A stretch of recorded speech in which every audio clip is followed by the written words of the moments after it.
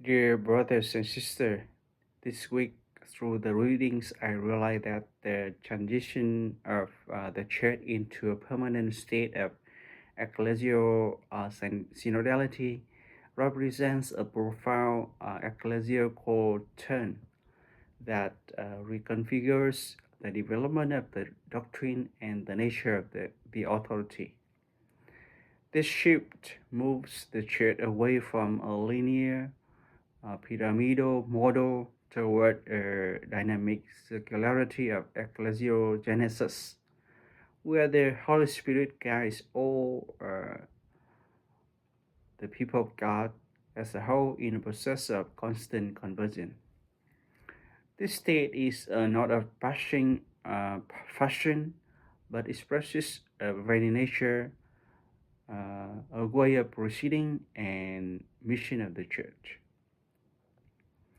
At the head of this permanent state is the deepening of the sensitivity, rather than being a passive trait. The sensitivity is a spiritual community dynamic that enables the people of God to recognize and develop divine truth. It is rooted in baptismal dignity, which establishes a fundamental equality among all members that precedes any functional or hierarchical distinction. This co-responsibility means that the faithful have a right and sometimes a duty to express their insights for the good of the church. The permanent nature of this process is sustained by a new trilogy, including tradition, reception, and restitutio. This circularity ensures that the points of arrival of one synodal stage become the points of departure for the next, building a consensus of the whole people from the bottom. This process-based dynamic recognizes the church as a world church that only exists in a concrete, incarnated community.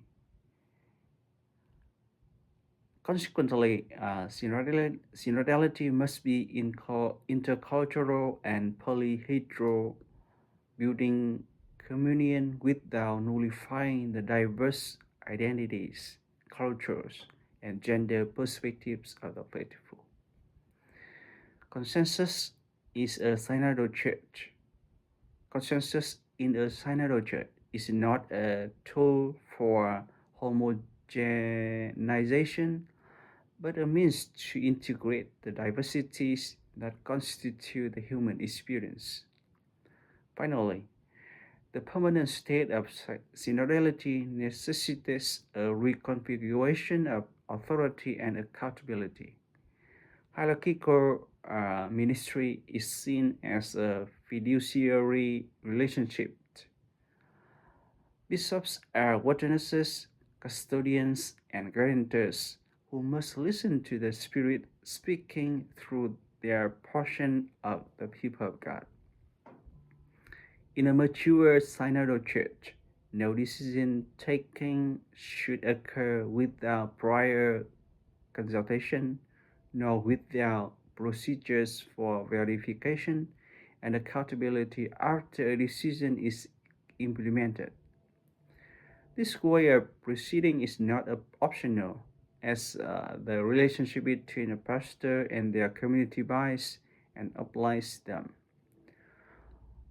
Ultimately, this synodalization of relationships and structures allows the church to fulfill its duty of providing a more complete definition of itself as a communion walking together in each place and time. Thank you.